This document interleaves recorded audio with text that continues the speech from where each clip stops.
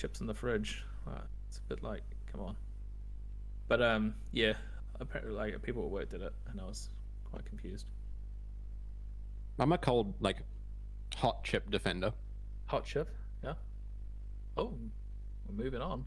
Like fries. Cold fries are actually kind of nice. Ooh, here we go. Another Medolce player looks like. So we have Peter Bird on Kashtira, represented Auckland, against Joe Cotton from. I thought he was Christchurch, but maybe Dunedin. We got a Kashtira. We do. So dice rolls coming down. Joseph Cotton. Okay. Now Joseph Cotton's probably someone that you may not be familiar with, but he was around in the scene in the about 2014, 2015 sort of time frame. And I played against him at multiple events in Christchurch, Dunedin sort of area. Originally from Nelson. I remember beat me when I was playing Necros again, and he was on Telenites and just made a diamond, and I had a bit of a cry. Anti-spell and mistake as well. So 3 copies of the same floodgate, basically. Yeah, pretty much. All right, Unicorn into Theosis. Let's go. Kashtira combo. Looks like he's opened both his traps though. That ain't bad, to be honest. Bad, That's like pretty good. Means you can just go for like a really conservative turn 1 board, in my opinion. He's on dimensional barrier. Oh, actually, it's dimensional barrier and the Kashtira Big Bang looks like in the hand. Like you can make 1 Arise Heart and then set Big Bang. It's actually pretty good. Just saying. Obviously, Peter Bird, a player as well that has been around since the dawn of time. Someone who I know pretty well. He ran the Dunedin Hobby League for he got me back in the game essentially, and was my testing partner down in Dunedin for a few years there during the Necros format. So cool. And also, I stayed with him over in OC in Brisbane in 2016. Okay, it's a bit of an innovation here from Peter Bird. A lot of Kashtira players have started doing this line where instead of going for like the full lock board combo, you actually just make a Rise Heart on the 4th summon. And then if you have something like Forbidden Lance, you can use it to protect it from all of the, Imperm and Book of Eclipse and things like that. Plays around Lava Golem, plays around Nibiru, and, next turn you have a bunch of Kashtira cards to push for game. So depending on what Joseph Cotton's on, we are assuming Medolce by the picture before the game. But, yeah, I think he's on Medolce. Kashtira Arise Heart's banish effect doesn't really matter too much against Medolce. I don't think it matters a whole lot, actually. Yeah, I mean, you can't hoot cake, right? I suppose, yeah. I guess the other thing though is like Medolce. You can't play dimensional shifter is the only thing I mean in. So it can still play under. It can. Banish effect, yeah. But no hoot cake, no chocolate mode. Someone from deck. Yeah, you won't get any value out of like your chateau, things like that. I think it's pretty good, and I mean dimensional barrier. If Peter Bird just reveals dimensional barrier, I think we could probably just go to the next game, right? Unless Joseph has like some astonishing equalizers here. Joseph, he'll probably just reading the card and going, "Hey, this is like that Zodiac card from back in the day." Yeah. And the other scary thing is, with like if it is Kashtira Preparations or Big Bang, those cards are just going to get out of hand real quick, especially with an Arise Heart constantly reattaching material. Is that Cursed Bamboo Sword? I'm opening Neuron. I'm like Peter Bird right now. I'm reading this card. Does this have another effect? I think I know what deck Joseph Cotton is on now. I think he might be on the 6 Samurai FTK deck. The equipped monster gains 0 attack. He's drawing 2 cards. So Pot of Greed activated. Yeah, open Pot of Greed. That's not bad. You won't get the graveyard effect of Cursed Bamboo Sword, unfortunately. And then we go attaching mandatory effect. Attaching the golden bamboo sword there. Didn't opt for one of the mystery cards. Could have literally been anything face down banished there. Durandal. Joseph's like, here you go, have a bunch of equip cards on your Arise Heart. I know you'd appreciate it.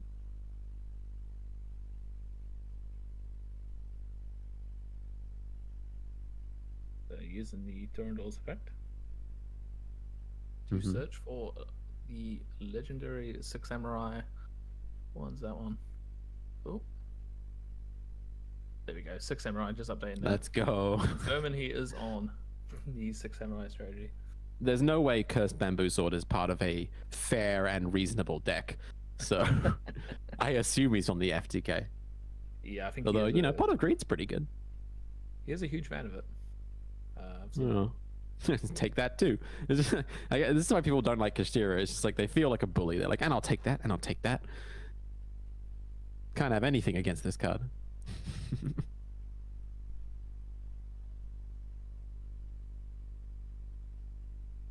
Right, what is the rest of Joseph Cotton's Upstart Goblin? Keep drawing. Another material for Arise Heart. Man, if Peter Bird makes Zeus with that Arise Heart, it's going to be a big boy. I'm assuming here as well. The Six Samurai deck will need to use another smoke signal. A portion of the extra deck, which will be stopped by the dimensional barrier, though. Does he even play monsters? There we go. We have a red and blue now, right? We had 2 of the reds, I think, and 1 of the blue.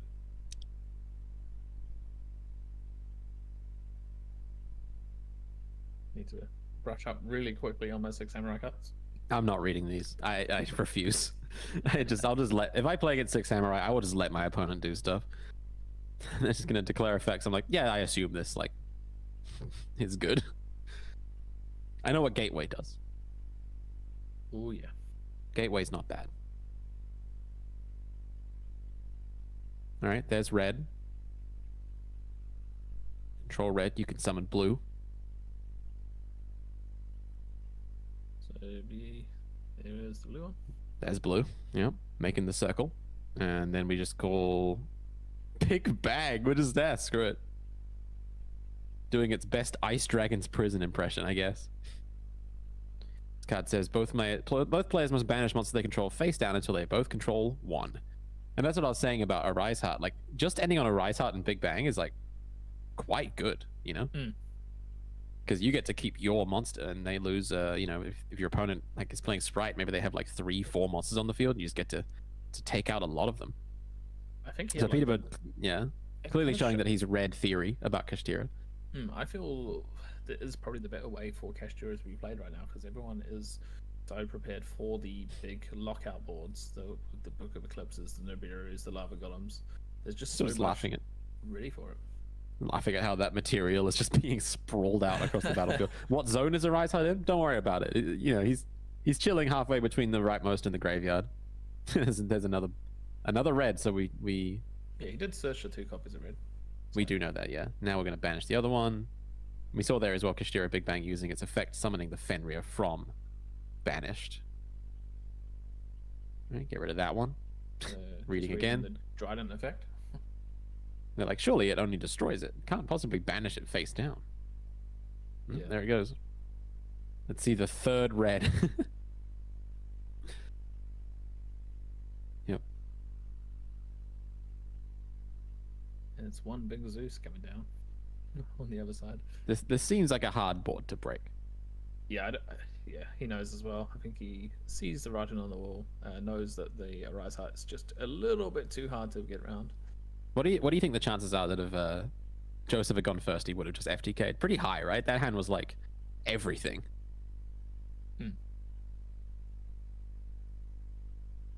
Access to a red and blue and an extender and the bamboo swords is pretty good. I can't really see. We got Dimensional Shifter, I guess, from Peter Bird in the sideboard. It does have copies of the Ghost Sister as well, which could Pancratops. be relatively useful against a deck that's does Ghost Sister beat the FTK? Probably does, right? Because they loop Gaga Cowboy, right? And that has 1,200 attack points. Yeah. So. Yeah, I think. Yeah, that would do it, right? You'd gain so much life. I don't think the FTK will be possible anymore. That's extremely funny. Peter Bird with the anti-FTK meta call there. Yeah, it looks like he's actually on the copy of Ibley in the main as well. Looks like he's on copies of Droll on Offbird as well. Yeah, Ibley's an interesting one. Crossout Designator again. I mean, we are just seeing that card everywhere. I don't know if I agree with cross-out designator. I mean, it's decent in cash, but like, isn't your main problem stuff like lava golem and kaijus that you can't really deal with, interact with? I suppose if your plan is to end on just an Arise Heart, then those cards are not good against you. But I suppose with so many people playing like powerful spells and traps, things like evenly matched as well, could totally be worth. Craig just sent through the deck lists as well to us. We now have those available. Looks like Joseph has a whole bunch of go in second stuff, obviously, in the side deck. This is a really interesting deck. I mean, it's got triple copies of Nibiru, triple copies of Regeki, Duster, Book of Moon, Change of Heart, double Typhoon. I'm just looking at what his his win condition is in this Six Samurai deck list. Have you noticed it? You don't have to say it because I think that's private information. But oh my god, talk about a blast from the past. Am I right, folks? And yeah, it looks like Peter Bird is, like you said, on Ibli, on several cross-out targets. Not Nibiru though. No Nibiru in the main. And 43 cards. Interesting. I mean, I'm kind of the opinion that you can't go 43 in Kashtira because, like, there's only so many playable Kashtira monsters, you know? Yeah, I think Peter's always kind of built decks in ways like this. I know that he's not a 40 card sort of infused. He likes a little extra flex spots. Yeah, that's a little fair. bit of extra. He's got a little bit of something for everything, right? You know, he's got an Ibli, he's got a cross-out designator, he's got some hand traps, just a little bit of everything. And the side, also, what is that? That being said, he's got like one Nibiru and like one droll. Like, I can he stop the FTK? Guess we'll find out. Hand on the table, so it could just be sitting there going, okay, if you got it, you got it. What do you think drives someone to play Six Samurai FTK this format? Just for the fun, I guess. It'd be funny, yeah. Yeah, just resolving an FTK has always been like you're playing sort of solitary, and you're not really that interested in playing the game as such. You kind of just play your own game. It is quite fun to try work out how the FTK work each time. Looks like he is going to be Ash Blossom for the Isolde. Fair enough. Be interesting to see if the Six Samurai deck can play through an interruption. Yeah, can he play through this? Often the downfall of so many FTK decks. Yeah, this is a nice interaction with Isolde that I feel like hasn't seen a ton of representation, but like you can send Cursed Bamboo Sword to add a Bamboo Sword, and then if you were to send like exactly Cursed Bamboo Sword, the Renowned you can summon off Isolde can add back, and then you get a juicy draw 2 if that's what you go for.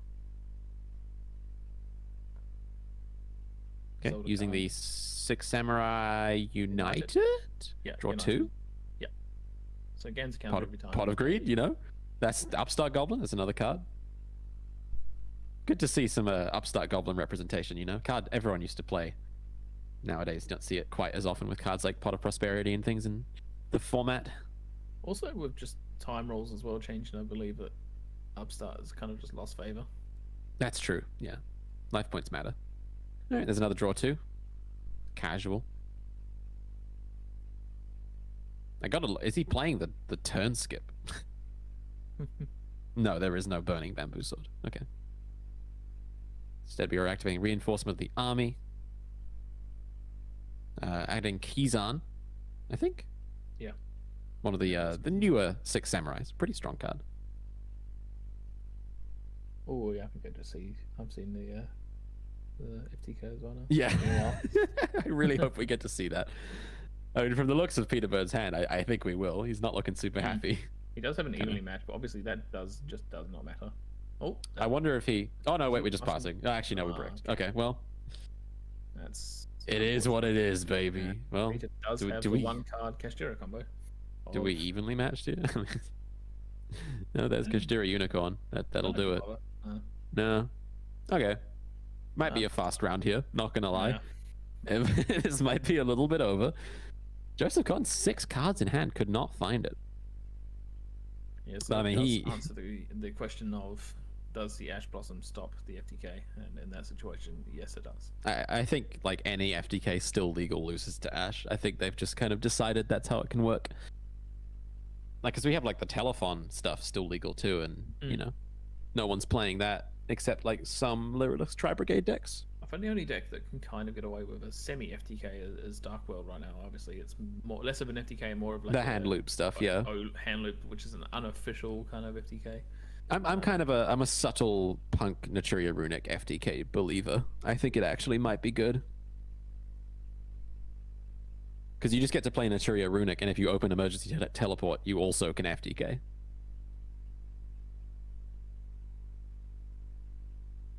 Just not the worst. Peter just putting up. This is game. I mean, like, there's no way. Looking at Joseph Cotton's list as well, I don't even think he has like a single hand trap that stops this. 2 evenly in the hand, by the way. Has a Nibiru, but I don't know if you would have put this in going first. Yeah. Well, it would be really funny right now. Oh yeah.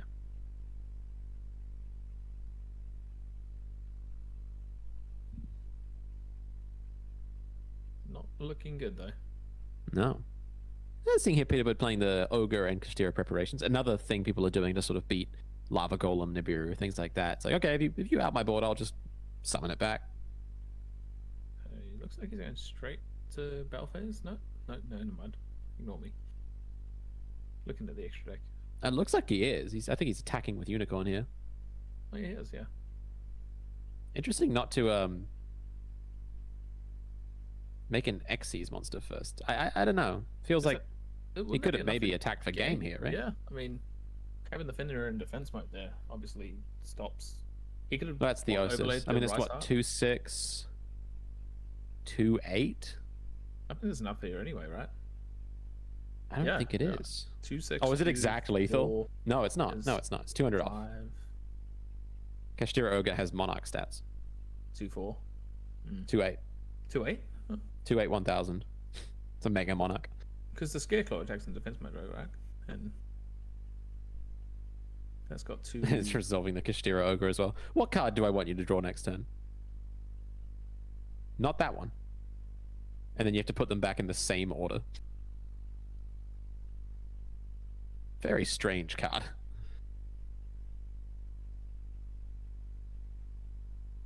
Alright, now that Joseph is on 200 life points. Oh, he could put up. Do we play the Flare Metal? Yeah. Oh, no. It's over. No, there it is. Well. Yeah. All it's over. Lava Golem or bust from Joseph, and I don't think his deck can even play that. Well, he doesn't even have it in his list, so. I think Flare Metal is after a card resolves. Yeah, so even if you, I think it's when a card is activated. Maybe. Pretty sure. Immediately after it resolves. Okay. Does that mean if you negate it, it doesn't burn you? Correct. I believe you can imperm it, but yeah. Again, I don't think that Joseph's even on. And he is on impermanent side, so. Yeah. It's Trishula in the extra deck.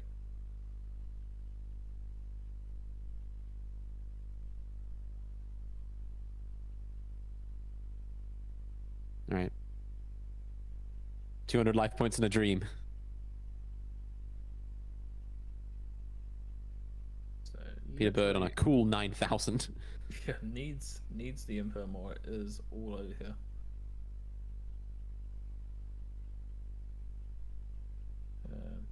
Cannot. Well, I mean, he can like. No, I don't see it. Set Fallen of Albaz. That would do it.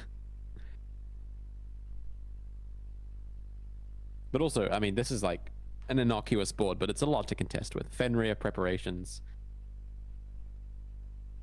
Oh yeah, I don't see a way back here for Joseph. I mean, he's really gonna have to have the perfect cards to deal with the whole thing here. 20 minutes left. He's got time. You can think about it. Skeggs in the chat there still back in Joseph. He's back in Cotton. He's got it. Don't worry. I mean, he might have an answer. He hasn't conceded yet. Or maybe he's just looking at those cards in hand. There it is, baby. Let's go. Kid. Let's go. That kid loves baseball. Joseph with a smile. I feel like he's going out with style here. Yeah, go to battle. Well, I'm glad we got to see it. It seems that his victory condition is the ultimate baseball kid, and there we go. In that case, it was. Yeah, well, not the way he intended. I respect going out on your own terms.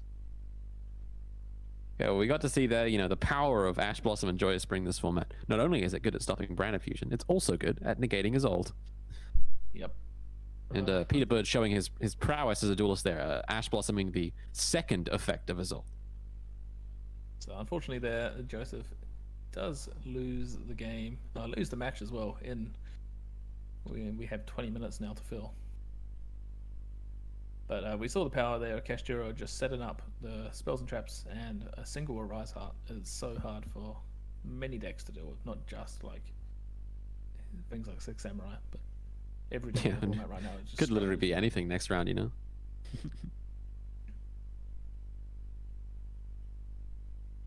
Alright, so in just a moment here, we will get to chat with Peter Bird, player of Kashtira, winner of round 3.